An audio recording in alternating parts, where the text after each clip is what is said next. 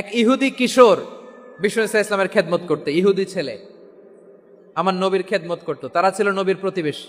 তো অনেক দিন হয় ইহুদি ছেলেটা আসে না। বিশ্বনবী খোঁজ দিলেন, ঘটনা কি? একটা ইহুদি ছেলে না আমার খেদমতে আসতো, ছেলেটা কই? খোঁজ নিয়ে জানলেন ছেলেটা অসুস্থ। বিষ্ণু ইসলাম ওই ইহুদির বাড়িতে চলে গেলেন ওই ছেলেটাকে দেখা করার জন্য, ভিজিট করার জন্য। সুবহানাল্লাহ পড়বেন না? গেলেন, যে দেখে ইহুদি ছেলেটা মুমূর্ষ, জান যায় যায় ভাব, বিছানায় পড়ে আছে, তার বাবা দাঁড়ানো। বিশ্বনবী তার মাথার পাশে বসলেন, মাথায় হাত বুলিয়ে দিলেন, আর ছেলেটাকে বললেন, আসলিম, হে ইহুদি ছেলে, আসলিম, ইসলাম ধর্ম গ্রহণ করো। তো ছোট্ট ছেলে ভাবে আমরা ইহুদি, এখন ইসলাম ধর্ম গ্রহণ করলে আব্বা যদি বকা দেয়। ফানাযারা ইলা ওয়াজহি আবি, ছেলেটা তার বাবার চেহারার দিকে তাকালো, দেখে আব্বা কি কয়। আব্বা যদি বলে তাইলে ইসলাম ধর্ম গ্রহণ করব। ইহুদি ছেলেটা তার বাবার দিকে যখন তাকালো, ওর বাবা বলে, আতি আবুল কাসিম, আবুল কাসিম যা বলে তাই করো। আবুল কাসিম হচ্ছে বিষ্ণু ইসলামের একটা কুনিয়াত, উপনাম। আমার রাসূলের বড় ছেলের নাম ছিল কাসেম। যেমন দেখবেন আমাদের এলাকায় কারো ছেলের বড় ছেলের নাম যদি হয় আব্দুল্লাহ, এরা আব্দুল্লাহর বাপ বলে ডাকে। কারো বড় মেয়ের নাম যদি হয় ফাতেমা, এরা কি ডাকে? ফাতেমার বাপ বলে না? তো বিষ্ণু ইসলামের বড় ছেলের নাম ছিল কাসেম। ইহুদি বাবা বলল, আতি আবুল কাসেম, আবুল কাসেম যা বলে তাই শোনো, মানে মোহাম্মদ যা বলে তাই শোনো। এই কথা শুনে ছেলে সাহস পাইছে, ছেলে আবার পড়তে আরম্ভ করলো, আশহাদু আল্লাহ ইলাহা ইল্লাল্লাহ ও আশহাদু আন্না মুহাম্মাদার রাসূলুল্লাহ, পড়েন আল্লাহু আকবার। বিশ্বনবীর আহ্বান শুনে ওই আহ্বানে সাড়া দিয়ে ইহুদি ছেলে শাহাদা পড়ে মুসলমান হয়ে গেল। তার হৃদয়টারে ইমানের নূর দিয়ে আলোকিত করে দিল কে? এবার রাসূল সাল্লাল্লাহু আলাইহি ওয়াসাল্লাম বের হয়ে আসলেন ঘর থেকে, আর পড়লেন, আলহামদুলিল্লাহিল্লাযী আনকাযাহু মিনান নার, প্রশংসা সে আল্লাহর, যে আল্লাহ জাহান্নামে চলে যাচ্ছিল প্রায় এমন একটা লোককে মুহূর্তের মধ্যে কালেমায়ে শাহাদাতের বদৌলতে জান্নাতি বানায় দিলেন। আওয়াজ করে পড়েন সুবহানাল্লাহ। বিষ্ণু ইসলামের স্ত্রীর নাম ছিল আয়েশা রাদিয়াল্লাহু তাআলা আনহা, আবু বকর রাদিয়াল্লাহু তাআলা আনহুর মেয়ে। আবু বকর রাদিয়াল্লাহু তাআলা আনহুর আরেক মেয়ের নাম হচ্ছে আসমা। দুজনই আবু বকর রাদিয়াল্লাহু তাআলা আনহুর মেয়ে। আসমা আর আয়েশা দুজন বোন, এক মায়ের না, বাবা এক মা দুজন। আয়েশা রাদিয়াল্লাহু তাআলা আনহার মায়ের নাম উম্মে রুমান, আর আসমা রাদিয়াল্লাহু তাআলা আনহার মায়ের নাম কুতাইলা বিনতে আব্দুল উজ্জা। আবু বকর রাদিয়াল্লাহু তাআলা আনহু 4টা বিয়ে করেছিলেন। একই ঘটনা ঘটেছে এই ফ্যামিলিতে। আসমা ইসলাম ধর্ম গ্রহণ করে মুসলিমা, কিন্তু তার মা কোতাইলা মুশরিকা। আই রিপিট, বোঝার জন্য আমি আবারও বলি, আসমা রাদিয়াল্লাহু তাআলা আনহা মুসলিমা, আর আসমার মা কোতাইলা মুশরিকা। তার মানে মেয়ে মুসলিম, মা অমুসলিম, ভেজাল আছে না নাই? কিন্তু কোতাইলা আর ধৈর্য ধারণ করতে পারে না। নার ছেড়া ধন, কলিজার টুকরা ধন, কলিজার টুকরা সন্তান আসমারে দেখতে বড্ড মন চায়। সাইয়েদনা আসমা রাদিয়াল্লাহু তাআলা আনহা মক্কা থেকে হিজরত করে মদিনায় চলে গেলেন হুদাইবিয়ার পর। যখন মক্কা মদিনার ট্রাফিক স্বাভাবিক হলো, মক্কার লোক মদিনায় যায়, মদিনার লোক মক্কায় আসে। কোচাইলা কলিজার টুকরা সন্তান আসমারে দেখার জন্য কিছু উপহার নিয়ে বিশাল মরুপথ পাড়ি দিয়ে মক্কা থেকে মদিনায় যায়। সুবহানাল্লাহ বলেন। এখন মা আসছে মেয়ের সাথে দেখা করতে, মেয়ে তো আর দেখা দেয় না। মেয়ে ভাবছে আমার মা তো মুশরিকা, অপবিত্রা, তার সাথে কি দেখা দেয়া যাবে? বিশ্বনবীর দরবারে চলে গেলেন। সুবহানাল্লাহ বলেন। কি সৌভাগ্যবান ছিল তারা, মাসলা জানার দরকার হলেই নবীর দরবারে চলে যেত। ঘরে বউয়ের সাথে ঝগড়া হলে নবীর দরবারে চলে যেত। অনেক সাহাবী বলে, আমার পেটে ক্ষুধা লাগলো আমি নবীর কাছে চলে যেতাম, কারণ নবীর চেহারার দিকে তাকালেই আমার পেটের ক্ষুধা মিটে যেত। সাইয়েদনা আসমা রাদিয়াল্লাহু তাআলা আনহা বিশ্বনবীর কাছে চলে গেলেন, যে বললেন, ইয়া রাসূলুল্লাহ, হে ইয়া হাবিবাল্লাহ, ইন্না উম্মি কাদিমাতুন ইলাইয়া ওয়া হিয়া রাগিবা। আমার মা মক্কা থেকে অনেক দূর মরুর পথ পাড়ি দিয়ে উপহার সামগ্রী নিয়ে মদিনায় আমার সাথে দেখা করতে এসেছে গো নবী। আমার জানতে বড্ড ইচ্ছে হয় আমি আমার মুশরিকা মায়ের সাথে একটু দেখা করতে পারবো কিনা। আফা আসিলুহা, আগে যেমনি আমি আমার মায়ের সাথে ভালো আচরণ করতাম, যেমনি আমি আমার মায়ের সাথে সদাচরণ করতাম গো নবী, এখন আমি মুসলিমা, মা মুশরিকা, এখনো কি আগের মতো সদাচরণ করতে পারবো নাকি? বিশ্বনবী বললেন, নাম সিলিহা, হ্যাঁ রে আসমা, অবশ্যই অবশ্যই, আগে ঠিক যেমন তুমি তোমার মায়ের সাথে ভালো আচরণ করতে, এখনো তেমনি আগের মতো ভালো আচরণ করবা।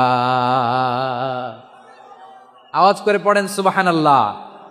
সপ্তম হিজরিতে বিষ্ণু ইসলাম সব সুপার পাওয়ারের কাছে চিঠি দিলেন, রোমান সম্রাটের কাছে, পারস্য অধিপতির কাছে, মিশরের অধিপতির কাছে, সবার কাছে চিঠি লিখলেন। চিঠির ভাষা ছিল এরকম, মিন মুহাম্মাদিন রাসূলিল্লাহ ইলা মুকাউকিস আযীমিল কিবত, মুহাম্মদ রাসূলুল্লাহর পক্ষ থেকে মিশরের বাদশার কাছে, আসলিম তাসলাম, ইসলাম মানো শান্তিতে থাকবা, সালামুন আলা মান ইত্তাবা আল হুদা, শান্তি তার জন্য যে হেদায়েতের অনুসরণ করে। সুবহানাল্লাহ পড়েন। তো এই চিঠি অনেকে ভালোভাবে রিসিভ করেছে, অনেকে এই চিঠি পাওয়ার পরে নবীর কাছে আবার ইন রিটার্ন উপহার পাঠিয়েছে। কি পাঠিয়েছে? উপহার।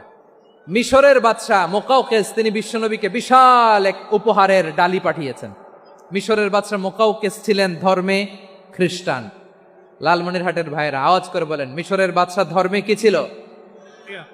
খ্রিস্টান। কি উপহার দিয়েছিল আমার নবীকে? শুনতে মনে চায়? 1000 স্বর্ণমুদ্রা। 1000 স্বর্ণমুদ্রা। 2টা খ্রিস্টান দাসী, একজনের নাম মারিয়া বিনতে শামাউন আল কিবতিয়া, আরেকজনের নাম সিরিন বিনতে শামাউন আল কিবতিয়া। একজন খ্রিস্টান দাস 20 থান কাপড় জামা বানানোর জন্য, আমরা নবী যেন সেলাই করে জামা বানাতে পারে এজন্য 20 থান কাপড়, 20 থান ফাইন গার্মেন্ট। সুবহানাল্লাহ পড়বেন না? এরপরে একটা গাধা যেটার নাম ছিল উফাইর, আর একটা খচ্চর, এটার নাম ছিল দুলদুল। খচ্চর চিনেন? গাধা আর ঘোড়ার ক্রসিং এ যে প্রাণীটা দুনিয়াতে আসে ওটার খচ্চর বলে। তো এই যে সুপার পাওয়ার খ্রিস্টান বাদশার কাছে নবী চিঠি লিখলেন, ওই খ্রিস্টান বাদশাহ আমার নবীকে উপহার দিল। বিশ্বনবী এই উপহারগুলো সানন্দে গ্রহণ করেছে। সুবহানাল্লাহ পড়বেন না? তাহলে অমুসলিম কেউ যদি আপনাকে উপহার দেয়, হালাল উপহার হলে আপনি গ্রহণ করতে পারবেন। অনুরূপভাবে পারস্যের বাদশাহ, রোম সম্রাট বিশ্বনবীকে উপহার পাঠিয়েছেন। আমার নবী সবগুলো উপহার গিফট গ্রহণ করেছেন। সুবহানাল্লাহ বলেন। তাহলে প্রিয় লালমনিরহাট, আওয়াজ করে বলুন, ইসলাম কি ন্যারো মাইন্ডেড রিলিজিয়ন না ব্রড মাইন্ডেড? আম্মাজান আয়েশার কাছে মাসালা জানতে চায় মেয়েরা, হে আম্মাজান, অগ্নি উপাসকেরা তাদের ঈদের দিন নওরোজের সময় আমাদেরকে পাখি দেয়, নেওয়া যাবে? উনি বললেন, ওরা জবাই করে দিলে নেওয়া যাবে না, কিন্তু ওরা যদি ফলমূল এরকম খাবার দেয় এগুলো নেওয়া যাবে। তার মানে অমুসলিমদের দেয়া উপহার এটা গ্রহণ করা যায়। সুবহানাল্লাহ বলেন। শুধু তাই নয়, বিষ্ণু ঈসা ইসলাম অমুসলিমদের সাথে আর্থিক লেনদেনও করেছেন, ফিনান্সিয়াল ডিলিং করেছেন। অমুসলিমদের সাথে প্রয়োজনে আপনি ফিনান্সিয়াল ডিলিং করতে পারবেন। আমরা প্রায় দেখি বাজারের মিষ্টির দোকানগুলো আমার হিন্দু ভাইদের। লালমনিরহাটে মিষ্টির দোকান, দইয়ের দোকান কারা চালায়? হিন্দুরা চালায় না? তারপরে যে বারবার শপ, চুল কাটে যে নাপিত, অধিকাংশ নাপিতের দোকানে কারা? আমার হিন্দু ভাইরা। তা আপনি চুল কাটতে পারবেন কিনা? পারবেন কিনা বলেন? পারবেন। তার দোকান থেকে দই মিষ্টি কিনতে পারবেন কিনা? হ্যাঁ, আমার মুসলিম ভাইয়ের দোকান থাকলে ওইটারে আমি বেশি প্রায়োরিটি দিব, ঠিক কিনা? কিন্তু যদি তাদের সার্ভিস নিতে চান, প্রোডাক্ট নিতে চান, পারবেন। তার দলিল সহিহ বুখারী, আম্মা জান আয়েশা রাদিয়াল্লাহু তাআলা আনহা বলেন, ইশতারা রাসূলুল্লাহ সাল্লাল্লাহু আলাইহি ওয়াসাল্লাম মিন ইয়াহুদিন তুআমান ওয়া রাহানাহু দিরআহু মিন হাদিদ। রাসূল সাল্লাল্লাহু আলাইহি ওয়াসাল্লাম এক ইহুদির কাছ থেকে, কার কাছ থেকে? আমার নবী, পেয়ারা নবী এক ইহুদির কাছ থেকে জব কিনেছিল, জব, বার্লি, যেটা দিয়ে রুটি বানায়। ওই জবের দাম দেওয়ার টাকা পয়সা নবীর কাছে ছিল না, ফলে নবী ওনার একটা পোশাককে মর্গেজ রেখেছিলেন, মর্গেজ, বন্ধক, যে এখন এটার দাম দিতে পারবো না, কয়েক কেজি বার্লি নিয়ে যাই আর বন্ধক হিসেবে আমার জামাটা রেখে গেলাম, যেদিন দাম দিব ওই দিন জামাটা ছুটায় নিয়ে যাব। বাকিতে নিছিলেন, বাকিতে। দিরআহু মিন হাদিদ, লোহার তৈরি বর্ম, মানে যুদ্ধের পোশাক, লোহা দিয়ে বানানো। বিশ্বনবী বললেন, কয়েক কেজি জব দাও, টাকাটা পরে দিব, এখন টাকা নাই, বন্ধক হিসেবে, মর্গেজ হিসেবে আমার জামা রেখে গেলাম, যখন টাকা দিব জামা ছুটায় নিব। আওয়াজ করে বলতে হবে সুবহানাল্লাহ। এ থেকে বোঝা গেল অমুসলিমদের সাথে ফিনান্সিয়াল ডিলিং করা যায়, অর্থনৈতিক লেনদেন করা যায়, কেনাবেচা করা যায়, প্রোডাক্ট কেনা যায়। এমনকি আমাদের মসজিদে নববীতে বারান্দায় আপনারা একটা অটোমেটিক ফ্লাইং আমব্রেলা দেখছেন? সূর্য যখন বাড়ে মসজিদে নববীর বারান্দায় ইয়ার্ডের মধ্যে অটোমেটিক্যালি কিছু আমব্রেলা আছে সাঁ করে খুলে যায়, আর সূর্যের তাপ লাগে না। আবার সন্ধ্যাবেলায় এই আমব্রেলাগুলো ওরা ক্লোজ করে ফেলে, দেখেন নাই না? দেখছেন? এই মসজিদে নববীকে সর্বোচ্চ উন্নত মানের কনস্ট্রাকশন ইনফ্রাস্ট্রাকচারে ডেভেলপ করার জন্য কর্তৃপক্ষ কিছু অমুসলিম ইঞ্জিনিয়ারের ডিজাইনারের সহায়তা নিয়েছিল। সুবহানাল্লাহ বলেন। কোন দলিলের ভিত্তিতে? এই দলিলের ভিত্তিতে যে বিষ্ণু ঈসা ইসলাম অমুসলিমদের সাথেও লেনদেন করেছেন। আওয়াজ করে বলতে হবে আল্লাহু আকবার। শুধু তাই নয়, ইন কেস অফ ইমার্জেন্সি, প্রয়োজনে ইসলামের খাতিরে ইসলামকে সামনের দিকে এগিয়ে নিয়ে যাওয়ার জন্য অমুসলিমদের সাপোর্ট নেওয়া জায়েজ আছে। সুবহানাল্লাহ বলেন। অমুসলিমদের সাপোর্ট নেয়া, তাদের থেকে অর্থ নেয়া, পলিটিক্যাল সাপোর্ট, পলিটিক্যাল অ্যাসাইলাম নেওয়া জায়েজ আছে। খুলনাতে সর্বশেষ যে আমি প্রোগ্রাম করে গেলাম, সেখানে কয়েকশো হিন্দু ভাই আসছে আমাদের আলোচনা শুনতে, আলহামদুলিল্লাহ। অনেক বৌদ্ধরা আসে, অনেক খ্রিস্টানরা আসে। এবার সফরেও অনেক হিন্দু ভাইরা আমার সাথে দেখা করেছে। তারা বলেছে, হুজুর আমরা আপনার আলোচনা শুনি, আলহামদুলিল্লাহ বলেন। So it's our responsibility to present our religion to our non Muslim brothers and sisters. আদতে বাংলাদেশের ইতিহাস বলে আমাদের দেশে কোনো দাঙ্গা নাই, আছে? লালমনিরহাটের ভাইয়ের আওয়াজ করে বলেন, আমাদের দেশে হিন্দু মুসলিম দাঙ্গা আছে? আমরা ভাই ভাই, আওয়াজ করে বলুন তো, আমরা কি ভাই ভাই? কিন্তু কিছু দুষ্ট লোক আছে, তারা আমাদের সম্পর্কের মধ্যে ফাটল ধরাতে চায়, ঠিক কিনা বলেন? মাঝে মাঝে ঝগড়া লাগাতে চায়। দেখবেন পত্রপত্রিকায় দেখা যায় বিভিন্ন ধর্মীয় উপাসনালয়গুলোতে হামলা চালানো হয়। এগুলো রাজনৈতিক উদ্দেশ্য প্রণোদিত, এগুলোর সাথে ইসলামের কোনো সম্পর্ক নাই। এজন্য এই দুর্বৃত্তদের ব্যাপারে আমাদের সাবধান থাকতে হবে। আমরা সবসময় যেমনি ঐক্যবদ্ধ, ইউনাইটেড, আমরা যদি এরকম ইউনাইটেড থাকি, এই সমস্ত দুর্বৃত্তদের কালো হাত ভেঙে দিতে আমাদের 1 ঘন্টাও লাগবে না। চিল্লায় বলো ঠিক কিনা? আমরা সংঘবদ্ধ থাকবো। এই যে আমাদের পিসফুল কো এক্সিস্টেন্স, শান্তিপূর্ণ সহাবস্থান। হিন্দুরা পূজা করে, যেদিন হিন্দুদের পূজা অনুষ্ঠান, আমরা ওই দিন তাফসির মাহফিল করি না, ঠিক কিনা বলেন? যেদিন আমাদের তাফসিরুল কোরআনের প্রোগ্রাম, ওই দিন আমাদের হিন্দু ভাইরা ডিস্টার্ব করে না। সুবহানাল্লাহ। হিন্দুদের পূজা অনুষ্ঠানে মাদ্রাসার ছাত্র যে পাহারা দেয়, গোটা বিশ্বে এরকম দৃষ্টান্ত নজির বিরল, ঠিক কিনা বলেন? আইন শৃঙ্খলা বাহিনীর পাশাপাশি মাদ্রাসার ছাত্ররা যে সেখানে পাহারা দেয়, গোটা পৃথিবীতে এই দৃষ্টান্ত আপনি পাবেন। মাদ্রাসার ছাত্ররা, তারা তো কোরআনের ধারক, তারা হাদিসের ধারক, তারা কেন মন্দির পাহারা দিবে? এই সম্প্রীতিকে ধরে রাখার জন্য, এই সৌহার্দ্যকে ধরে রাখার জন্য, আমাদের পারস্পরিক ভালোবাসাকে অটুট রাখার জন্য। আওয়াজ করে বলতে হবে ঠিক কিনা? এখন বলেন, আমাদের এই ভালোবাসা অটুট থাক, আমরা চাই কি চাই না? আমরা হিন্দু মুসলিম মিলেমিশে শান্তিপূর্ণ সহাবস্থান, সাম্প্রদায়িক সম্প্রীতি। লালমনিরহাটের ভাইয়ের আওয়াজ করে বলুন, এই সাম্প্রদায়িক সম্প্রীতি আমরা চাই কি চাই না? আল্লাহ এই দেশকে তুমি বরকতময় করো, বাংলাদেশকে তুমি শান্তিময় করো। আওয়াজ করে সবাই বলেন আমিন। এই জায়গাটাতে সামান্য একটু আওয়াজ হচ্ছিল, এটাও থেমে গেছে, আলহামদুলিল্লাহ আলহামদুলিল্লাহ। এখন একেবারে everything is in my control, মাশাআল্লাহ। ঠিক আছে, আমি মূল আলোচনায় যাই। প্রিয় ভাইরা, আমি বলেছিলাম আমার আলোচনার বিষয় হচ্ছে শান্তিপূর্ণ সহাবস্থান, সাম্প্রদায়িক সম্প্রীতি। আমরা দেখব ইসলাম আমাদেরকে কি কি দিক নির্দেশনা দেয়। আমি আপনাদের খেদমতে সূরাতুল আনআমের 108 নম্বর আয়াত তেলাওয়াত করেছি। এখানে আল্লাহ রাব্বুল ইজ্জা ওয়াল জালাল তিনি ইরশাদ করছেন, ওয়ালা তাসুব্বুল্লাযীনা ইয়াদউনা মিন দুনিল্লাহি ফায়াসুব্বুল্লাহা আদওয়াম বিগাইরি ইলম কাযালিকা যায়্যান্না লিকুল্লি উম্মাতিন আমালাহুম সুম্মা ইলা রাব্বিহিম মারজিউহুম ফায়ুনাব্বিউহুম বিমা কানু ইয়ামালুন। রব্বুল আলামিন বলেন, গোলাম ও আমার ইমানদার বান্দারা, শোনো শোনো, ও আমার বিশ্বাসী বান্দারা শোনো শোনো, লা তাসুব্বুল্লাযীনা ইয়াদউনা মিন দুনিল্লাহ ফায়াসুব্বুল্লাহা আদওয়াম বিগাইরি ইলম। ও আমার বিশ্বাসী বান্দারা, যারা আল্লাহকে ব্যতি রেখে আল্লাহকে বাদ দিয়ে অন্য উপাস্যকে ডাকে, দেবীর পূজা করে, দেবতাদের পূজা করে, তোমরা খবরদার তাদের গালি দিও না। আওয়াজ করে বলেন, কি দিও না? আল্লাহ বলেন, ও বিশ্বাসীরা শোনো, যারা আল্লাহকে বেছে রেখে দেবীর পূজা করে, অন্য উপাস্যের পূজা করে, তাদেরকে ডাকে, ওই দেবতাদেরকে তোমরা গালি দিও না। যদি ওই দেবতাদেরকে গালি দাও, তাহলে ভুলবশত, শত্রুতাবশত তারা তোমাদের রব আল্লাহকে গালি দেবে। ঠিক কিনা? তোমরা যদি তাদের দেবতাদের গালি দাও, ওরা রেগে তোমার আল্লাহরে গালি দিবে, তাহলে আল্লাহরে গালি খাওয়ানোর কারণ হয়ে গেলাম আমি। ঠিক কিনা বলেন?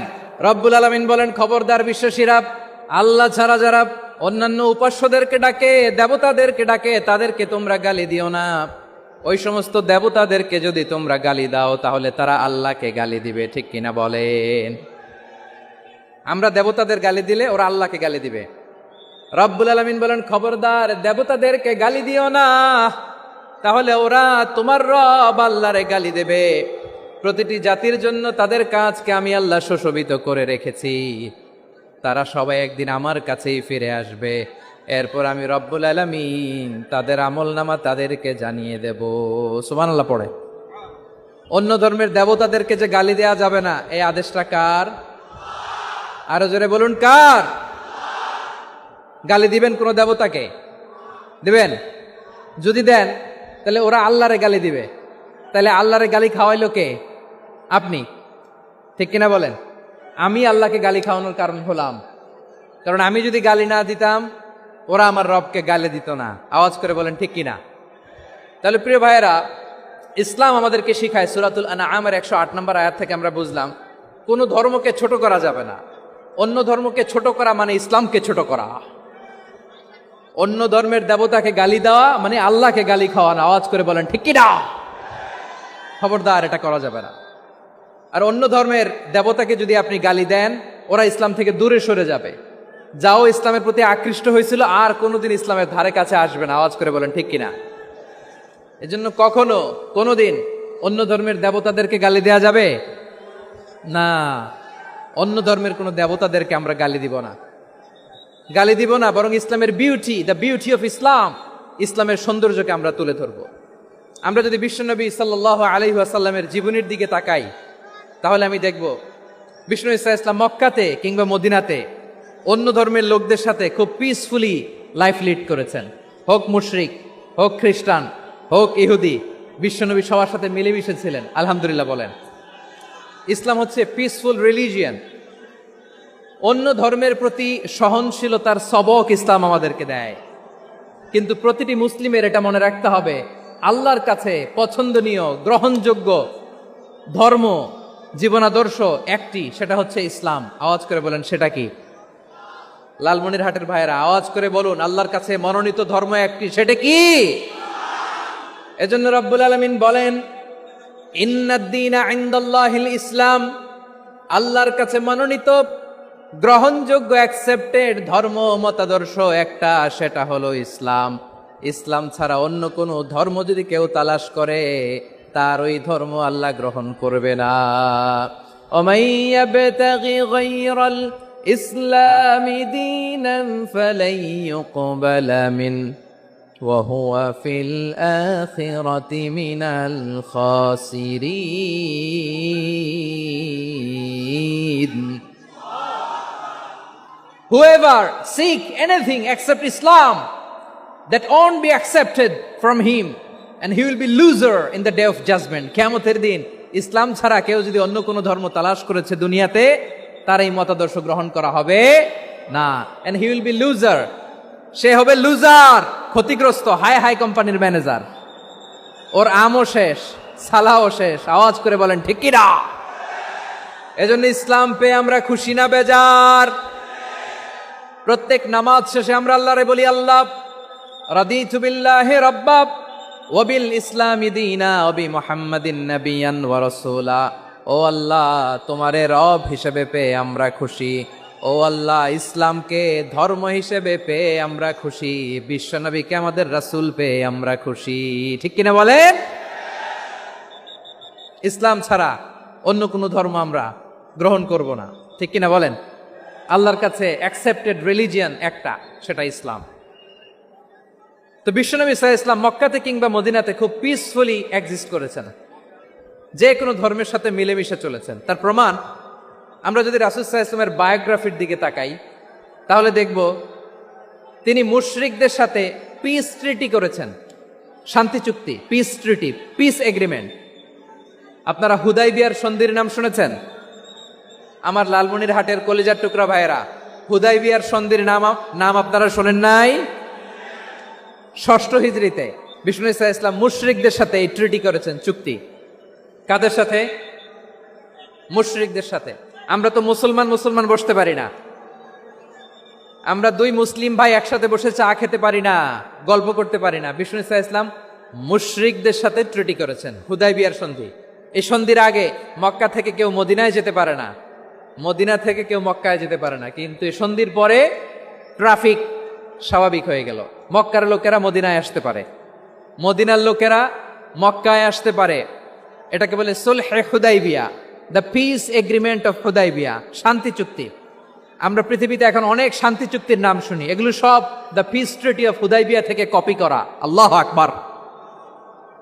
তাহলে বিশ্বনবী সাল্লাল্লাহু আলাইহি সাল্লাম তিনি যে শান্তিপূর্ণ সহাবস্থানে বিশ্বাসী ছিলেন, মুসলমানেরা যে অন্য ধর্মের প্রতি সহনশীল, তার প্রমাণ হচ্ছে এই পিস ট্রিটি। শুধু তাই নয়, মাইকের সাউন্ডটা একটু বাড়াই দিতে হবে, খুব দুর্বল, একটু মজবুত করতে হবে, আর একটু ক্লিন করতে হবে, আর সবগুলা জায়গায় সাউন্ড যাচ্ছে কিনা একটু ক্রস চেক করতে হবে। হ্যাঁ, পাবেন দিচ্ছে mike operator, he is trying his level best, দিচ্ছে। মাইক অপারেটর যিনি আছেন, প্রতিটি জায়গায় প্রতিটি সাউন্ড বক্সে যেন আওয়াজ পাওয়া যায়, একটু ক্রস চেক করেন, সাউন্ডটাকে একটু স্ট্রং করে দেন। হ্যাঁ, ঠিক আছে, মাশাআল্লাহ। এদিকে তাকান, এদিকে। মক্কার পার্ট গেল, পিস এগ্রিমেন্ট করলেন, শান্তি চুক্তি। বিষ্ণু ঈসা ইসলাম মদিনায় যে কি করলেন? মদিনায় যে বিষ্ণু ঈসা ইসলাম মদিনা চার্টার করলেন, মদিনা সনদ, সাহিফাতুল মদিনা, এটার বলে মদিনা চার্টার। যে ওয়েস্টে, ইউরোপে, আমেরিকাতে তারা অনেক চার্টার করে, সব চার্টার মদিনা চার্টার থেকে কপি করা। আওয়াজ করে পড়েন সুবহানাল্লাহ। বিষ্ণু ঈসা ইসলাম মদিনায় গেলেন, মদিনাতে মুসলিম, মুশরিক, ইয়াহুদি, এই 3 ধর্মের লোক মিলে সব স্টেক হোল্ডার যারা আছে সবাইকে নিয়ে বিষ্ণু ঈসা ইসলাম মদিনা চার্টার করলেন, মদিনা সনদ। পড়েন সুবহানাল্লাহ। শুধু তাই নয়, মক্কাতে বিশ্বনবী পিস এগ্রিমেন্ট করলেন, শান্তি চুক্তি মুশরিকদের সাথে। মদিনাতে যে বিশ্বনবী মদিনা চার্টার করলেন, মদিনা সনদ করলেন ইহুদিদের সাথে। আবার মদিনাতে বিশ্বনবী ইহুদিদের সাথে পিস ডায়ালগ করলেন, ইন্টারফেথ ডায়ালগ করলেন, আন্তধর্মীয় সংলাপ করলেন। যেই সংলাপের মূল ভিত্তি ছিল তাওহীদ। মূল ভিত্তি ছিল কি? তাওহীদ। বিশ্বনবী ইহুদিদেরকে ডাকলেন, আহ্বান করলেন, কুল ইয়া আহলাল কিতাবি তাআলাউ ইলা কালিমাতিন সাওয়াইম বাইনানা ওয়া বাইনাকুম আল্লা না'বুদা ইল্লাল্লাহ ওয়া লা নুশরিকা বিহি শাইআন ওয়া লা ইয়াত্তাখিযা বা'দুনা বা'দান আরবাবাম মিন দুনিল্লাহ فإن تولوا فقولوا اشهدوا بأننا مسلمون। সুবহানাল্লাহ পড়েন। বিশ্বনবী মদিনার ইহুদিদের ডেকে বললেন, ও ইহুদিরা, শোনো শোনো, আসো এমন একটা আদর্শের প্রশ্নে আমরা একত্রিত হই, যে আদর্শের প্রচার তোমাদের নবীরাও করেছে, আমিও করি, যে আদর্শের কথা তোমাদের পবিত্র ধর্মগ্রন্থগুলোতে আছে, আমার কোরআনেও আছে। সেটা হলো তাওহীদ। আমরা এক আল্লাহ ছাড়া কারো ইবাদত করব না, আল্লাহর সাথে কাউরে শরীক করব না। বিগাইরি তিবি নাফসিন ওয়া আনা হাজিজুহু ইয়াউমাল কিয়ামা। খবরদার, জেনে রেখো, কেউ যদি কোনো সংখ্যালঘুর উপরে অত্যাচার করে, কোনো সংখ্যালঘুর প্রাপ্য থেকে যদি কেউ কাউকে ঠকায়, সংখ্যালঘুর উপর যদি কেউ কষ্ট দেয়, কোনো সংখ্যালঘুর সম্পদ যদি কেউ জোর করে কেড়ে নেয়, আমি কিয়ামতের দিন বিশ্বনবী ওই সংখ্যালঘুর পক্ষে আর ওই মুসলমানদের বিপক্ষে বাদী হয়ে দাঁড়াবো। সুবহানাল্লাহ বলতে পারলেন না? আল্লাহু আকবার। আপনি নামাজি, আপনি মুসল্লি, আপনি হাজী সাহেব, তাহাজ্জুদ পড়তে পড়তে কপালে দাগ ফেলে দিছেন, আপনার প্রতিবেশী হিন্দু, ভাবছেন আমার তো পাওয়ার আছে, ওর জমিটা দখল করি। বিশ্বনবী বলেন কিয়ামতের দিন ওই হিন্দুর পক্ষে তোর বিরুদ্ধে আমি বাদী হয়ে দাঁড়াবো। পৃথিবীর কোন ধর্মে এরকম স্টেটমেন্ট পাবেন? পাবেন? আপনি ভাবছেন আপনি নামাজ পড়লে হাজী সাহেব কপালে দাগ ফেলাই দিলে আপনি সেলসেলায় জান্নাতে চলে যাবেন না? খবরদার।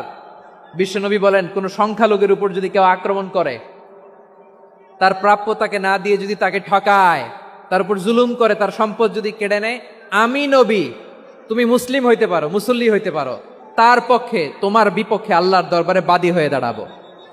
আচ্ছা লালমনিরহাটের ভাইরা, কথা বুঝতে পারলে আওয়াজ করে উত্তর দেন। বিশ্বনবী যদি কারো বিপক্ষে দাঁড়ায় কিয়ামতের দিন, আই রিপিট, আমি আবারও বলছি, বিশ্বনবী যদি কিয়ামতের দিন কারো বিপক্ষে দাঁড়ায়, ও তো সেলসেলায়া জান্নাতি, তাই না? জান্নাতি না? যে নবীর সুপারিশ ছাড়া জান্নাতের গেটও দেখা যাবে না, ওই নবী যদি বলে তোর বিপক্ষে আমি বাদী হয়ে দাঁড়াবো, ওই জান্নাতে আর ঢোকার কোনো সুযোগ আমাদের থাকবে? এখানেই শেষ না আমার প্রিয় লালমনিরহাটের ভাইয়েরা, এখানেই শেষ নয়। বিশ্বনবী বলেন মান কাতালা মুআহাদান, বুখারীর বর্ণনা, মান কাতালা মুআহাদান লাম ইয়ারাহ রাইহাতাল জান্নাহ।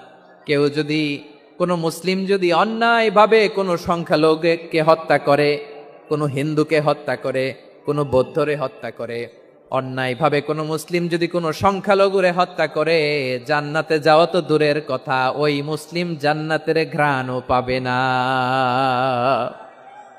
সহিহ বুখারীর বর্ণনা, মান কাতালা মুআহাদান লাম ইয়ারাহ রাইহাতাল জান্নাহ ওয়া ইন্না রিহাহা লা ইউজাদু মিন মাসিরাতি 40 আমা। যে জান্নাতের ঘ্রাণ 40 বছর দূরের রাস্তা থেকেই পাওয়া যায়। সুবহানাল্লাহ পড়েন। প্রিয় ভাইরা, এখান থেকে জান্নাতে পৌঁছতে লাগবে 40 বছর। এত দূর, কত বছর? সবাই বলেন কত বছর? এখান থেকে জান্নাতে পৌঁছতে লাগবে 40 বছর। এত দূরে থাকতেই জান্নাতের ঘ্রাণ আপনার নাকে এসে ধাক্কা মারবে। বিশ্বনবী বলেন যে ব্যক্তি কোন সংখ্যালঘুকে হত্যা করে, জান্নাতের ঘ্রাণ তো পাবেই, জান্নাতে তো ঢুকতে পারবেই না, জান্নাতের ঘ্রাণও তার নাকে লাগবে না। পড়েন নাউযুবিল্লাহ। তাহলে সংখ্যালঘুদের ব্যাপারে ইসলামে অধিকার দেয়া আছে না নাই? লালমনিরহাটের ভাইয়ের আওয়াজ করে বলেন, আমার সংখ্যালঘু হিন্দু ভাইদের রাইটস, অধিকার আমাদের ইসলামে প্রোটেক্টেড আছে না নাই? এখানেই শেষ না। বিষ্ণু ইসলাম আপনার অমুসলিম প্রতিবেশীর সাথে ভালো আচরণ করতে বলেছে। আমাদের হয় না এটা মুসলিম পাড়া, ওটা বৌদ্ধ পাড়া, হয় না? অনেক সময় হয় না এটা আমাদের মুসলিম পাড়া, ওইটা হিন্দু পাড়া, এরকম আছে না নাই? লালমনিরহাটে নাই না? আছে? হিন্দু যদি আপনার প্রতিবেশী হয় কি করবেন? ওরে কষ্ট দিবেন নাকি? কেন? ও তো হিন্দু, ও তো আমার আল্লাহরে ডাকে না, ওরে কষ্ট দিলে যায় যাবে না? খবরদার। বিষ্ণু ইসলাম বলেন মান কানা ইউমিনু বিল্লাহ ওয়াল ইয়াউমিল আখির ফালিউকরিম জারাহ। যে আল্লাহ বিশ্বাস করে আর আখিরাতে বিশ্বাস করে, সেজন্য প্রতিবেশীর সাথে ভালো আচরণ করে। সুবহানাল্লাহ। কলিজা জুড়ায় যায় না আমার নবীর কথাগুলো শুনলে? যে আল্লাহ বিশ্বাস করে, যে আখিরাতে বিশ্বাস করে, সেজন্য প্রতিবেশীর সাথে ভালো আচরণ করে। এখানে বলছে মুসলিম প্রতিবেশী বলছে, নামাজি প্রতিবেশী বলছে, আল্লাহওয়ালা প্রতিবেশী বলছে না। প্রতিবেশী আস্তিক হোক নাস্তিক হোক, প্রতিবেশী মুমিন হোক মুশরিক হোক, প্রতিবেশী হইলেই তার সাথে ভালো আচরণের দরকার আছে না নাই? আমার প্রিয় লালমনিরহাটের ভাইয়েরা, বিষ্ণু ইসলাম ওনার ইহুদি প্রতিবেশীদের দেখাশোনা করতেন। আওয়াজ না শোনা যাক, আমারও তো দেখা যায়, আমারও তো দেখা যায়। তাকায় থাকেন, তাকায় থাকলে সওয়াব হবে। কোরআনের কথা যেখান থেকে হয় এদিকে তাকায় থাকলেই বরকত। তাকায় থাকেন।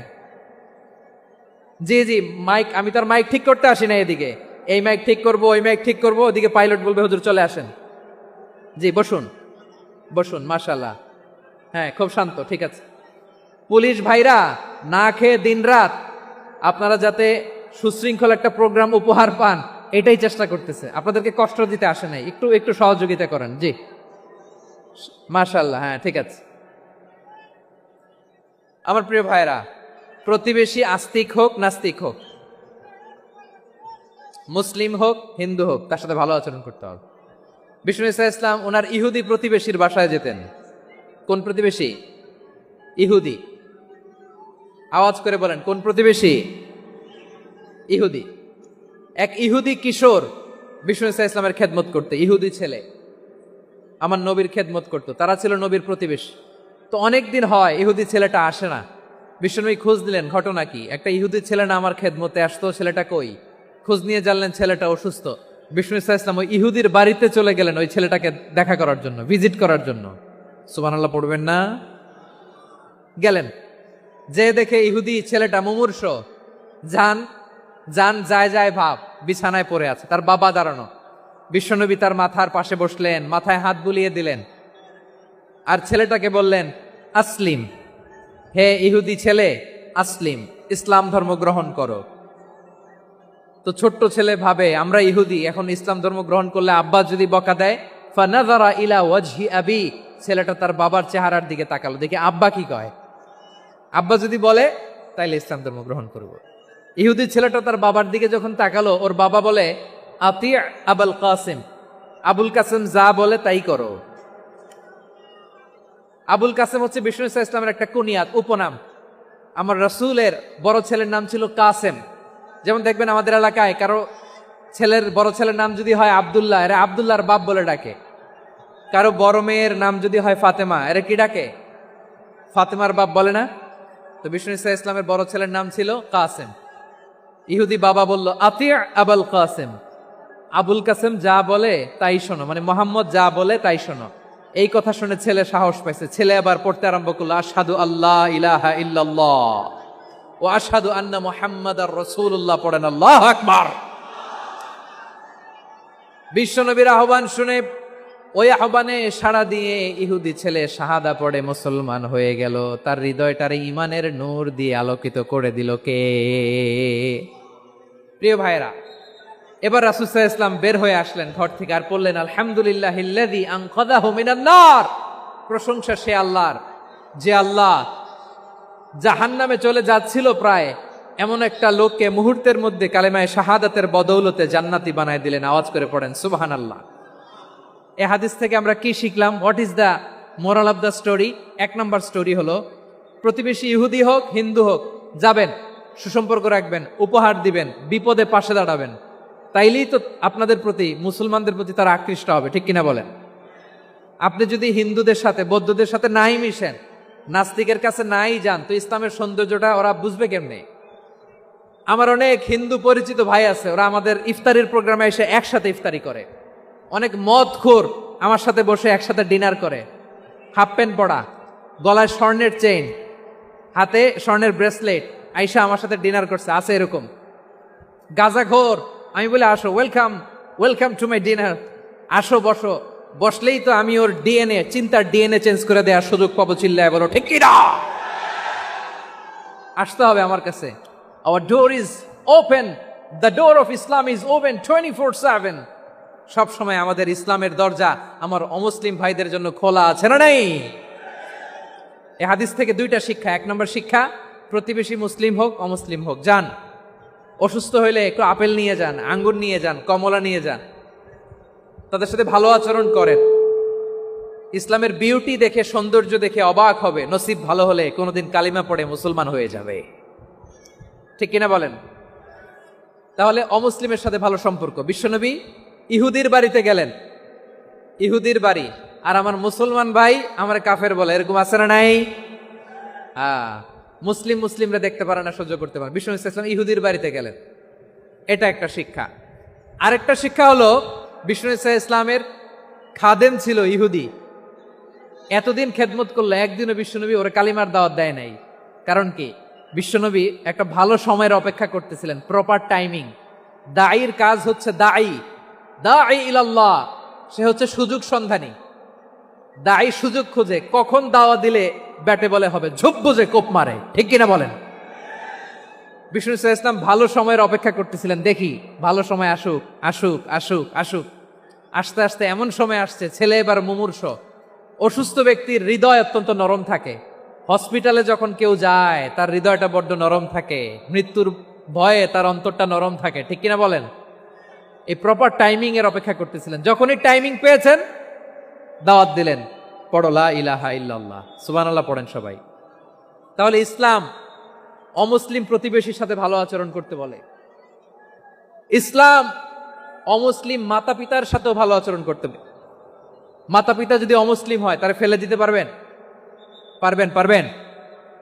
আমার লালমনির হাটের ভাইয়েরা, অনেক হিন্দু ছেলে আমাদের হাতে শাহাদা পড়ে মুসলিম হয়, কিন্তু ওর মা মুসলমান হয় নাই, বাবাও হয় নাই, এরকম আছে না নাই?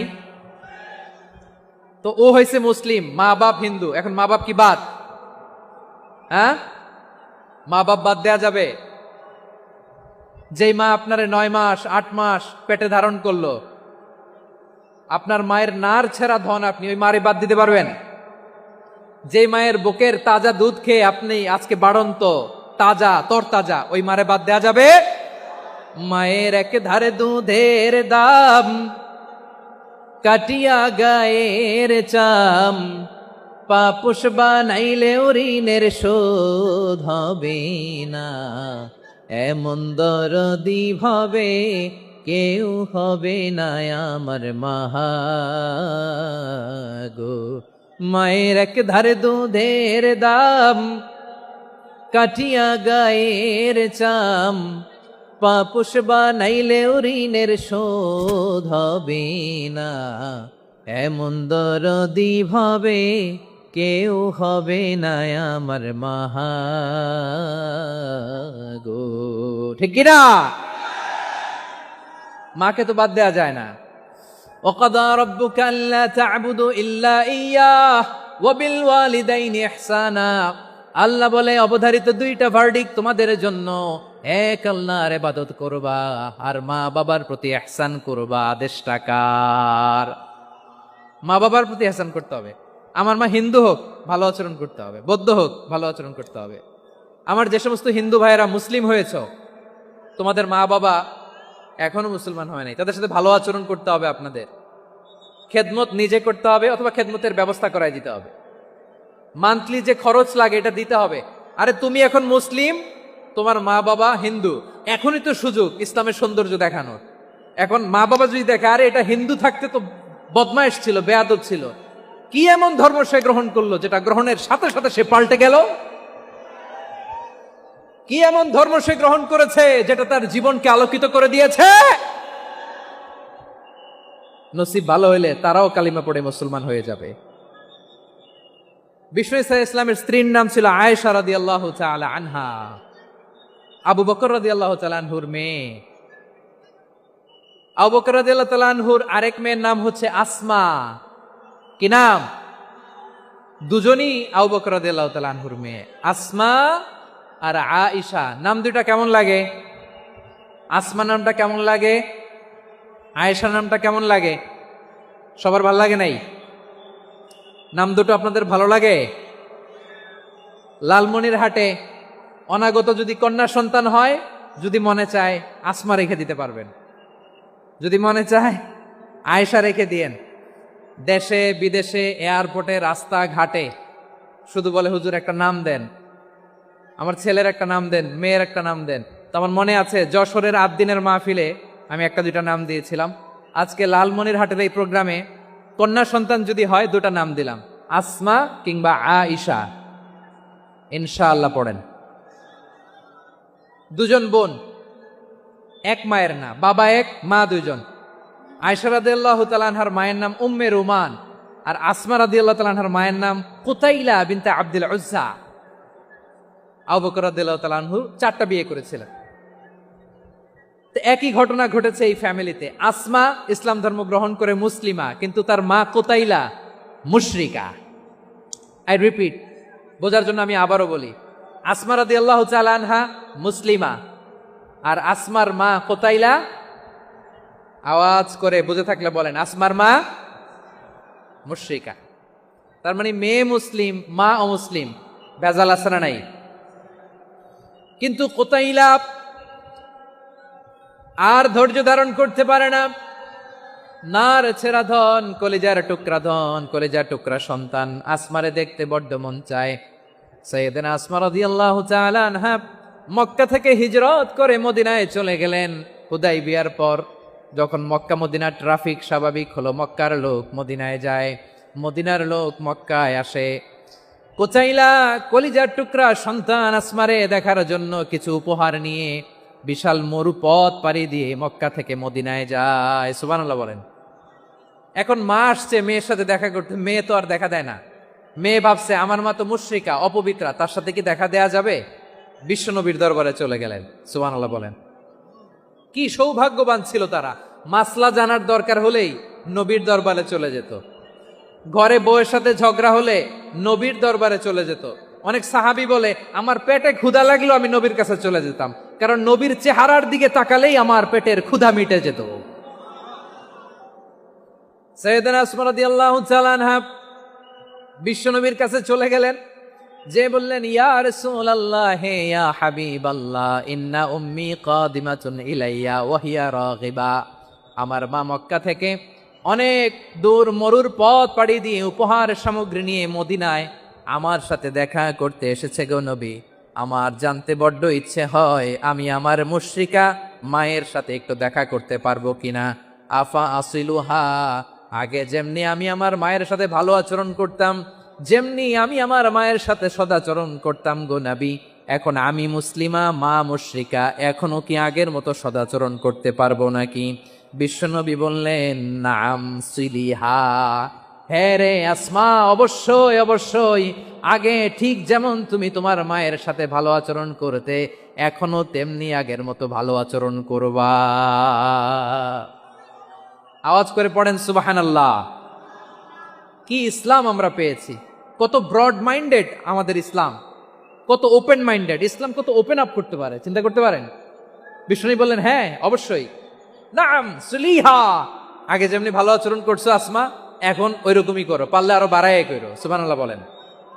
তাহলে আমার যে হিন্দু ভাইয়েরা, হিন্দু বোনেরা, ইমানের বদৌলতে দৌলতে আপনি ধন্য হয়েছেন, আপনার আম্মা আব্বা এখনো মুসলমান হয় নাই, তাদের জন্য দোয়া করেন, তাদের জন্য দোয়া করেন, আল্লাহ যেন তাদেরকেও ইমানের দৌলত দান করে। আমরা সবাই পড়ি আমিন, আরো জোরে পড়েন আমিন। এখন বলেন ইসলাম কি ন্যারো মাইন্ডেড রিলিজিয়ান না ব্রড মাইন্ডেড? লালমনিরহাটের যুবক ভাইরা আওয়াজ করো, ইসলাম কি ন্যারো মাইন্ডেড না ব্রড মাইন্ডেড? কতটা ব্রড মাইন্ডেড দেখেন। বিশ্বনবী সাল্লাল্লাহু আলাইহি সাল্লাম অমুসলিমরা যদি নবীকে উপহার দিত, ওই উপহারও বিশ্বনবী গ্রহণ করতেন। সুবহানাল্লাহ পড়েন। আপনার অমুসলিম বন্ধু যদি উপহার দেয় সেটাও আপনি নিতে পারবেন, যেটা নেওয়া জায়েজ। কিন্তু আপনার বন্ধু যদি আপনার মদের বোতল দেয়, নিতে পারবেন? হ্যাঁ, মদের বোতল দিলে পারবেন না। আপনার বন্ধু যদি আপনার পর্ক দেয়, পর্ক, শুকরের গোশত মিশ্রিত কোনো খাবার, ওটা নিতে পারবেন না। হালাল যে কোনো জিনিস নিতে পারবেন। বিশ্বনবী সাল্লাল্লাহু আলাইহি ওয়াসাল্লাম অমুসলিমদের দেয়া হাদিয়া গ্রহণ করতেন। কেমন নবী ছিলেন, আমার নবীরে চিনে নেন, আমার নবীর অ্যাটিটিউড জেনে নেন। বিশ্বনবী সাল্লাল্লাহু আলাইহি ওয়াসাল্লাম যখন কোনো জনপদে যেতেন, 3টা অপশন নিয়ে যেতেন। প্রিয় ভাইয়ের আওয়াজ করে বলতে হবে, কোন জনপদে গেলে আমার নবীর অপশন থাকতো কয়টা? আমার মতো 3 আঙ্গুল উঁচু করে দেখান আর বলুন, আমার নবী কোন জনপদে গেলে কয়টা অপশন নিয়ে যেতেন? 1 নাম্বার অপশন আসলিম তাসলাম। নতুন এলাকায় গেলে বলতেন আসলিম তাসলাম, ইসলাম ধর্ম গ্রহণ করো, শান্তিতে থাকবা, আমার ভাই হয়ে যাবা, আমরা ভাই ভাই, ইসলাম মানো, আমরা ভাই ভাই। অপশন নাম্বার কত? 1। যদি বলে না ইসলাম মানবো না, ওকে, অপশন নাম্বার 2, মুসলিম হওয়ার দরকার নাই, লা ইকরাহা ফিদ্দিন, ইসলামে কোনো বাড়াবাড়ি নাই। খ্রিস্টান আছো থাকো, বৌদ্ধ আছো থাকো, ইহুদি থাকতে চাও থাকো, কিন্তু আমরা যেহেতু রিজিওনাল সুপার পাওয়ার, আমাদের আন্ডারে থাকো, ট্যাক্স দিয়া থাকো, এটার বলে জিজিয়া। আলেম যারা আছেন বুঝবেন, এটার আরবিতে কি বলে? জিজিয়া। You pay us the tax, we will give you the security. তোমরা ট্যাক্স দিবা, আমরা সিকিউরিটি দিব, আমাদের আওতায় থাকবা, কেউ তোমাদেরকে আক্রমণ করতে পারবে না, আমরা নিরাপত্তা দিব। সুবহানাল্লাহ বলেন। এটা অপশন নাম্বার কত? আচ্ছা বুঝে থাকলে বলেন 1 নাম্বার অপশন কি ছিল? ইসলাম। ইসলাম মানো শান্তিতে থাকবা, ভাই ভাই, আমরা ভাই ভাই। অপশন নাম্বার 2, ট্যাক্স দাও, আমরা নিরাপত্তা দিব, মুসলিম হওয়া লাগবে না।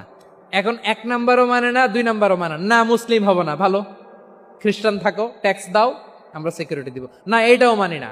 বিষ্ণু বলেন তাহলে তলোয়ার আমাদের আর তোমাদের মাঝে ফায়সালা করবে, মুসলিমও হব না, ট্যাক্স দিবা, নিরাপত্তা দিব, আমরা সুপার পাওয়ার, আমাদের আন্ডারে থাকবে, এইটাও না। তাহলে তোমাদেরকে তো আমরা বিশ্বাস করতে পারি না, কখন না কখন বিশ্বাসঘাতকতা করো, কার সাথে মিলে হাত মিলাও, তলোয়ার আমাদের মাঝে ফায়সালা করবে। তখন তিনি জেহাদের সশস্ত্র সংগ্রামের ঘোষণা দিতেন। সুবহানাল্লাহ পড়েন। দেখেন পশ্চিমারা জেহাদকে এইভাবে চিত্রায়িত করে না, ওরা জেহাদ বলতে বুঝায় তলোয়ার, হাত কাটো, গলা কাটো না। জেহাদ সশস্ত্র সংগ্রাম 3 নম্বরে। অধিকাংশ ক্ষেত্রেই বিশ্বনবীর সুন্দর আচরণ দেখে, আরে আমার নবীর যে নুরানি চেহারা, অনেকে তো কেবল সিরেফ চেহারাটা দেখেই কালিমা পড়ে মুসলমান হয়ে গিয়েছে। যারা মুসলিম হয় নাই তারা তাদের ইসলামেই বলবৎ ছিল, ট্যাক্স দিয়ে ইসলামের আন্ডারে ছিল।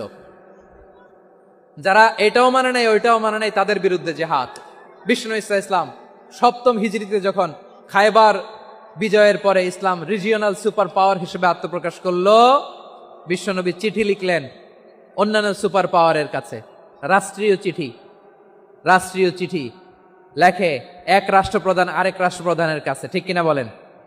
জানেন না আপনারা? এই যে 24-এর ছাত্র নাগরিক অভ্যুত্থানে, এই অভ্যুত্থান যখন শুরু হয়, আমি তখন সাউথ আফ্রিকাতে, একটা স্ট্যাটাস দিয়েছিলাম, কোটা নয় গোটা দেশ সংস্কার করা লাগবে। শুধু বাংলাদেশ নয়, সারা বিশ্বের বাংলা ভাষাভাষী লোকেরা এই আন্দোলনের সাথে সমর্থন তারা করেছে, এটাকে সাপোর্ট করেছে, তারা সমর্থন দিয়েছে। আমাদের ইউনাইটেড আরব আমিরাতের বাংলাদেশি ভাইয়েরা, তারা সেখানে রাস্তায় নেমে এসেছিল, জানেন? ওইখানে ডেমনস্ট্রেশন করা যায় না, সেখানকার সরকার তাদেরকে যাবজ্জীবন দিয়েছিল। তখন আমাদের এই যে প্রধান উপদেষ্টা ডক্টর মোহাম্মদ ইউনূস সরাসরি G2G বলে, এটারে G2G, government to government, G2G, উনি চিঠি লিখলেন যে তাদেরকে, ইউর হাইনেস, হে সম্মানিত আমির, আপনি আমার এই চিঠির কারণে আমার সম্মানে এই 53 জন বাংলাদেশিকে মাফ করে দেন। এই চিঠির বদৌলতে বেকসুর খালাস পেয়ে গিয়েছিল আমাদের ভাইরা। জানেন না এই ঘটনা আপনারা? তাহলে গভর্নমেন্ট টু গভর্নমেন্ট চিঠি দেওয়া হয়। 7ম হিজরিতে বিষ্ণু ইসলাম সব সুপার পাওয়ারের কাছে চিঠি দিলেন, রোমান সম্রাটের কাছে, পারস্য অধিপতির কাছে, মিশরের অধিপতির কাছে, সবার কাছে চিঠি লিখলেন। চিঠির ভাষা ছিল এরকম, মিন মুহাম্মাদিন রাসূলিল্লাহ ইলা মুকাওকিস আযীমিল কিবত, মুহাম্মদ রাসূলুল্লাহর পক্ষ থেকে মিশরের বাদশার কাছে, আসলিম তাসলাম, ইসলাম মানো শান্তিতে থাকবা, সালামুন আলা মান ইত্তাবা আল হুদা, শান্তি তার জন্য যে হেদায়েতের অনুসরণ করে। সুবহানাল্লাহ পড়েন। তো এই চিঠি অনেকে ভালোভাবে রিসিভ করেছে, অনেকে এই চিঠি পাওয়ার পরে নবীর কাছে আবার ইন রিটার্ন উপহার পাঠিয়েছে। কি পাঠিয়েছে? উপহার। মিশরের বাদশাহ মুকাওকিস, তিনি বিশ্বনবীকে বিশাল এক উপহারের ডালি পাঠিয়েছেন। মিশরের বাদশাহ মুকাওকিস ছিলেন ধর্মে খ্রিস্টান। লালমনিরহাটের ভাইয়েরা আওয়াজ করে বলেন, মিশরের বাদশাহ ধর্মে কি ছিল? খ্রিস্টান। কি উপহার দিয়েছিল আমার নবীকে? শুনতে মনে চায়? আওয়াজ নাই লালমনিরহাটের গলায়, শুনতে মনে চায়? 1000 স্বর্ণ মুদ্রা, 1000 স্বর্ণ মুদ্রা। 2টা খ্রিস্টান দাসী, একজনের নাম মারিয়া বিনতে শামাউন আল কিবতিয়া, আরেকজনের নাম সিরিন বিনতে শামাউন আল কিবতিয়া। একজন খ্রিস্টান দাস 20 থান কাপড় জামা বানানোর জন্য, আমরা নবী যেন সেলাই করে জামা বানাতে পারে, এজন্য 20 থান কাপড়, 20 থান ফাইন গার্মেন্ট। সুবহানাল্লাহ পড়বেন না? এরপরে একটা গাধা, যেটার নাম ছিল উফাইর, আর একটা খচ্চর, এটার নাম ছিল দুলদুল। খচ্চর চেনেন? গাধা আর ঘোড়ার ক্রসিং এ যে প্রাণীটা দুনিয়াতে আসে, এটার খচ্চর বলে। তো এই যে সুপার পাওয়ার খ্রিস্টান বাদশার কাছে নবী চিঠি লিখলেন, ওই খ্রিস্টান বাদশাহ আমার নবীকে উপহার দিল। বিশ্বনবী এই উপহারগুলো সানন্দে গ্রহণ করেছে। সুবহানাল্লাহ পড়বেন না? তাহলে অমুসলিম কেউ যদি আপনাকে উপহার দেয়, হালাল উপহার হলে আপনি গ্রহণ করতে পারবেন। অনুরূপভাবে পারস্যের বাদশাহ, রোম সম্রাট বিশ্বনবীকে উপহার পাঠিয়েছেন, আমার নবী সবগুলো উপহার গিফট গ্রহণ করেছেন। সুবহানাল্লাহ বলেন। তাহলে প্রিয় লালমনিরহাট, আওয়াজ করে বলুন, ইসলাম কি ন্যারো মাইন্ডেড রিলিজিয়ন না ব্রড মাইন্ডেড? আম্মাজান আয়েশার কাছে মাসালা জানতে চায় মেয়েরা, হে আম্মাজান, অগ্নি উপাসকেরা তাদের ঈদের দিন নওরোজের সময় আমাদেরকে পাখি দেয়, নেওয়া যাবে? উনি বললেন, ওরা জবাই করে দিলে নেওয়া যাবে না, কিন্তু ওরা যদি ফলমূল এরকম খাবার দেয় এগুলো নেওয়া যাবে। তার মানে অমুসলিমদের দেয়া উপহার এটা গ্রহণ করা যায়। সুবহানাল্লাহ বলেন। শুধু তাই নয়, বিষ্ণু ঈসা ইসলাম অমুসলিমদের সাথে আর্থিক লেনদেনও করেছেন, ফিনান্সিয়াল ডিলিং করেছেন। অমুসলিমদের সাথে প্রয়োজনে আপনি ফিনান্সিয়াল ডিলিং করতে পারবেন। আমরা প্রায় দেখি বাজারের মিষ্টির দোকানগুলো আমার হিন্দু ভাইদের। লালমনিরহাটে মিষ্টির দোকান, দইয়ের দোকান কারা চালায়? হিন্দুরা চালায় না। তারপরে যে বারবার শপ, চুল কাটে যে নাপিত, অধিকাংশ নাপিতের দোকানে কারা? আমার হিন্দু ভাইরা। আপনি চুল কাটতে পারবেন কিনা বলেন? পারবেন। তার দোকান থেকে দই মিষ্টি কিনতে পারবেন কিনা? হ্যাঁ, আমার মুসলিম ভাইয়ের দোকান থাকলে ওইটারে আমি বেশি প্রায়োরিটি দিব, ঠিক কিনা? কিন্তু যদি তাদের সার্ভিস নিতে চান, প্রোডাক্ট নিতে চান, পারবেন। তার দলিল সহিহ বুখারী, আম্মা জান আয়েশা রাদিয়াল্লাহু তাআলা আনহা বলেন, ইশতারা রাসূলুল্লাহ সাল্লাল্লাহু আলাইহি ওয়াসাল্লাম মিন ইয়াহুদিয়িন তুআমান ওয়া রাহানাহু দিরআহু মিন হাদিদ। রাসূল সাল্লাল্লাহু আলাইহি ওয়াসাল্লাম এক ইহুদির কাছ থেকে, কার কাছ থেকে? সবাই বলে নাই, কার কাছ থেকে? আমার নবী, পেয়ারা নবী এক ইহুদির কাছ থেকে জব কিনেছিল, জব, বার্লি, যেটা দিয়ে রুটি বানায়। ওই জবের দাম দেওয়ার টাকা পয়সা নবীর কাছে ছিল না, ফলে নবী ওনার একটা পোশাককে মর্গেজ রেখেছিলেন, মর্গেজ, বন্ধক, যে এখন এটার দাম দিতে পারবো না, কয়েক কেজি বার্লি নিয়ে যাই আর বন্ধক হিসেবে আমার জামাটা রেখে গেলাম, যেদিন দাম দিব ওই দিন জামাটা ছুটায় নিয়ে যাব। সুবহানাল্লাহ পড়বেন না? বাকিতে নিছিলেন, বাকিতে। দিরআহু মিন হাদিদ, লোহার তৈরি বর্ম, মানে যুদ্ধের পোশাক, লোহা দিয়ে বানানো। বিশ্বনবী বললেন, কয়েক কেজি জব দাও, টাকাটা পরে দিব, এখন টাকা নাই, বন্ধক হিসেবে, মর্গেজ হিসেবে আমার জামা রেখে গেলাম, যখন টাকা দিব জামা ছুটায় নিব। আওয়াজ করে বলতে হবে সুবহানাল্লাহ। এ থেকে বোঝা গেল অমুসলিমদের সাথে ফিনান্সিয়াল ডিলিং করা যায়, অর্থনৈতিক লেনদেন করা যায়, কেনাবেচা করা যায়, প্রোডাক্ট কেনা যায়। এমনকি আমাদের মসজিদে নববীতে বারান্দায় আপনার একটা অটোমেটিক ফ্লাইং আমব্রেলা দেখছেন?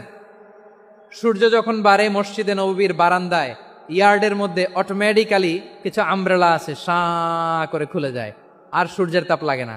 আবার সন্ধ্যাবেলায় এই আমব্রেলাগুলো ওরা ক্লোজ করে ফেলে, দেখেন নাই না? দেখছেন?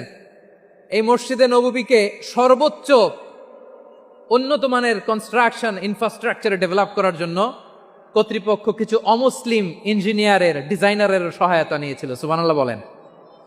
কোন দলিলের ভিত্তিতে? এই দলিলের ভিত্তিতে যে বিষ্ণু ঈসা ইসলাম অমুসলিমদের সাথেও লেনদেন করেছেন। আওয়াজ করে বলতে হবে আল্লাহু আকবার। শুধু তাই নয়, ইন কেস অফ ইমার্জেন্সি, প্রয়োজনে ইসলামের খাতিরে, ইসলামকে সামনের দিকে এগিয়ে নিয়ে যাওয়ার জন্য অমুসলিমদের সাপোর্ট নেওয়া জায়েজ আছে। সুবহানাল্লাহ বলেন। অমুসলিমদের সাপোর্ট নেয়া, তাদের থেকে অর্থ নেয়া, পলিটিক্যাল সাপোর্ট, পলিটিক্যাল অ্যাসাইলাম নেওয়া জায়েজ আছে। আমার ভাইয়েরা, বিশ্বনবীর বয়স তখন প্রায় 51 বছর। কত বছর? বিশ্বনবীর সবচেয়ে কাছের মানুষ খাদিজা রাদিয়াল্লাহু তাআলা আনহা ইন্তেকাল করেছেন। বিশ্বনবী বড্ড কষ্ট পেলেন, হৃদয়টা ভেঙে খান খান। যিনি ঘরের ভেতরে বিশ্বনবীকে সান্ত্বনা দিতেন, ভালোবাসা দিতেন, বাইরে গেলে কুরাইশরা বকাঝকা করে, অত্যাচার করে, কিন্তু আম্মাজান খাদিজা রাদিয়াল্লাহু তাআলা আনহা ঘরটারে এমন শান্তির নীড় বানায় রেখেছেন, এই ঘরের ভিতরে ঢুকলে বিশ্বনবীর কলিজাটা ঠান্ডা হয়ে যেত। এজন্য রব্বুল আলামিন বলেন, খাদিজা, ও আমার বান্দি খাদিজা, জান্নাতে এমন স্পেশাল একটা ঘর আমি তোমার জন্য রেডি করে রেখেছি। ওই ঘরের মধ্যে কোনো আওয়াজ নাই, ওই ঘরের মধ্যে কোনো নয়েজ নাই, ওই ঘরে কোনো বিশৃঙ্খলা নাই। কারণ মক্কার জমিনে আমার নবী কুরাইশদের বিশৃঙ্খলা, নয়েজ আর ঝামেলাগুলোকে উপেক্ষা করে যখন তোমার ঘরের ভিতরে ঢুকতো, ঘরটারে তুমি শান্তির নীড়, ঠান্ডা, নীরব, নিস্তব্ধ, নিঝুম আর শান্তির নীড় বানিয়ে রেখেছো। এজন্য জান্নাতে স্পেশাল একটা শান্তির নীড় আমি তোমারে উপহার দেব। ওই প্রিয়তমা স্ত্রী খাদিজা ইন্তেকাল করলেন। বিশ্বনবী হৃদয় ভেঙে খান খান। আবার ওনার চাচা আবু তালেব ইন্তেকাল করলেন, যিনি পলিটিক্যাল শেল্টার দিতেন নবীকে। কে দিতেন? আবু তালেবের ভয়ে, বিশ্বনবীর এই চাচার ভয়ে কোনো মুশরিক নবীর গায়ে হাত দেওয়ার সাহস পায় নাই। এখন স্ত্রীও নাই, চাচাও নাই, নবীকে আশ্রয় দেওয়ার কেউ নাই, নবীর চারদিকে অন্ধকার। নবী এখন কই যাবেন? আমার পেয়ারা নবী নতুন স্টেশন খুঁজতেছেন, নতুন দাওয়াতি প্ল্যাটফর্ম খুঁজতেছেন। তিনি যায়েদ বিন হারেসা রাদিয়াল্লাহু তাআলা আনহুকে নিয়ে মক্কার পাশের একটা নেইবরিং সিটি তায়েফে চলে গেলেন। কোথায় চলে গেলেন? লালমনিরহাটের ভাইয়ের আওয়াজ করে বলেন, কোথায় গেলেন? তায়েফে চলে গেলেন দিনের দাওয়াত দেওয়ার জন্য। কি দেওয়ার জন্য? নাকি জমি কিনতে গেছিলেন? জমি কিনতে, দুনিয়ার যশ খ্যাতির জন্য, নিজের কোনো লাভের জন্য? তায়েফবাসীদেরকে জাহান্নামের আগুন থেকে বাঁচানোর জন্য। আওয়াজ করে বলতে হবে, ঠিক কিনা?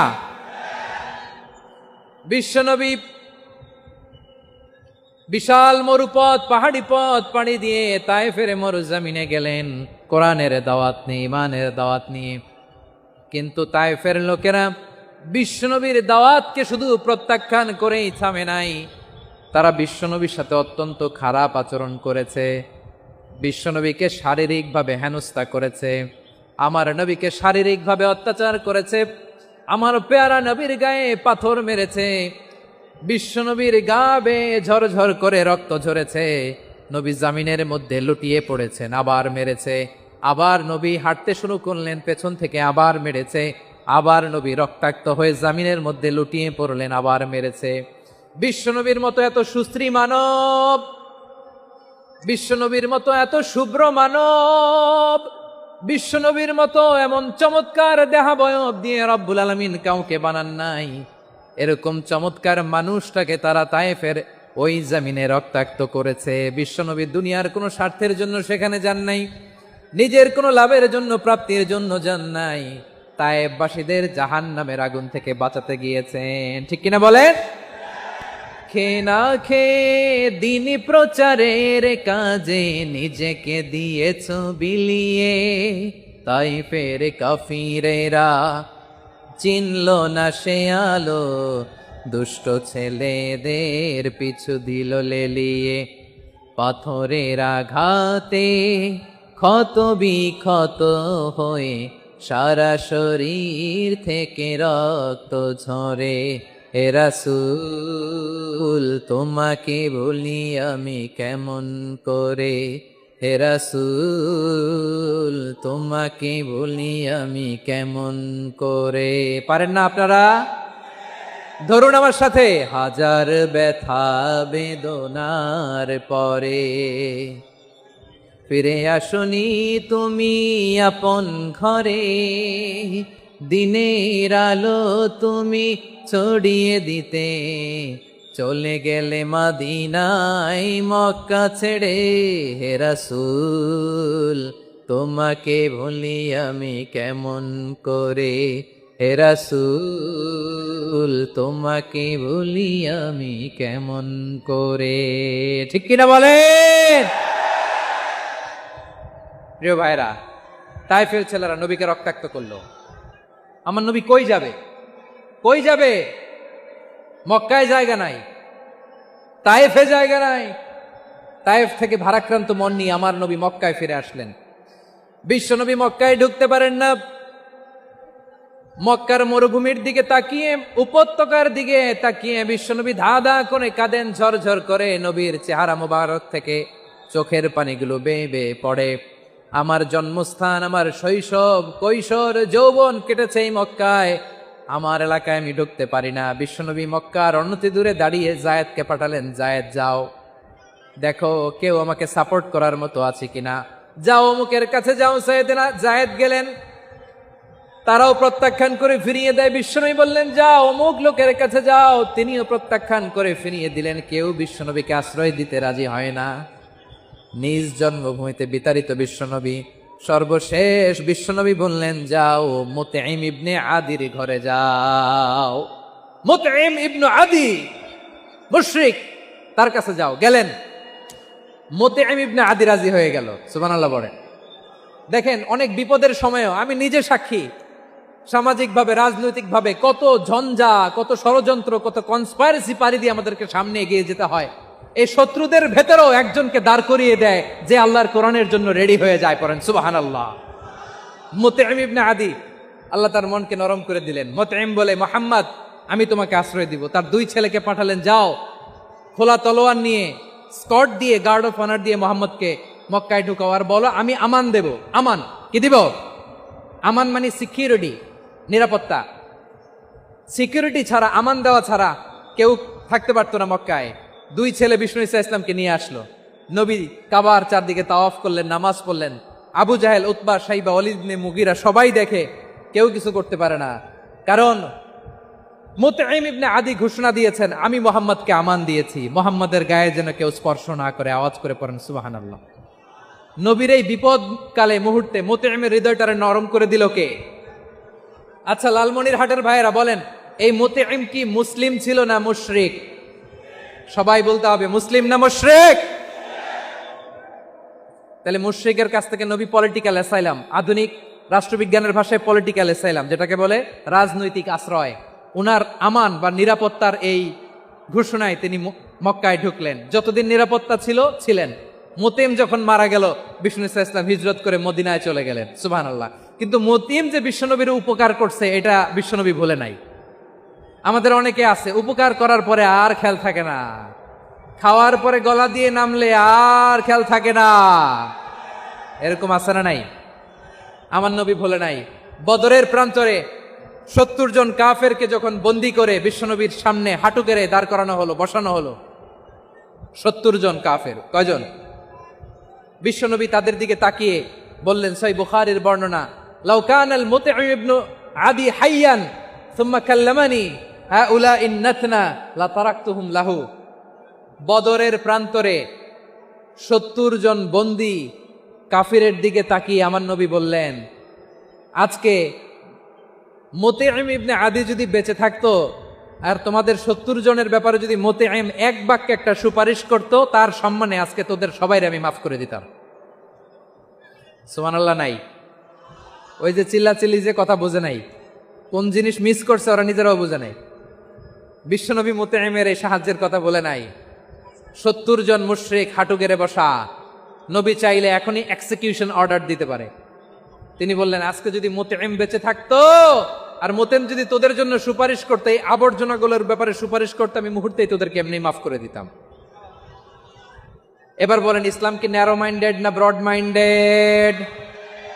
শুধু তাই নয়, যাকে যে সম্মান দেয়ার আমার নবী দিতেন, হোক আস্তিক হোক নাস্তিক, হোক মুসলিম হোক অমুসলিম। বিষ্ণু ঈসা ইসলাম যখন রোমান সম্রাটের কাছে চিঠি লিখেছেন, রোমান সম্রাটের কাছে বিশ্বনবী যখন চিঠি লিখলেন মিন মুহাম্মদ রাসূলিল্লাহ ইলা হিরাকলা আযীমির রোম, মুহাম্মদের পক্ষ থেকে হিরাক্লিয়াসের কাছে, যিনি হচ্ছেন আযীমির রোম। এটা নবী নিজ থেকে বানায় লিখছেন, অতিরিক্ত সম্মান দিয়ে।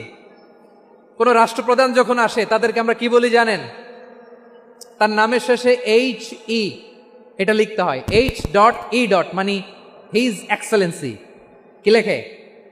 হিজ এক্সেলেন্টি, অথবা ইউর হাইনেস, ইউর ম্যাজেস্টি। দেখেন, বিশ্বনবী সাল্লাল্লাহু আলাইহি ওয়াসাল্লাম সব নবীদেরও নবী।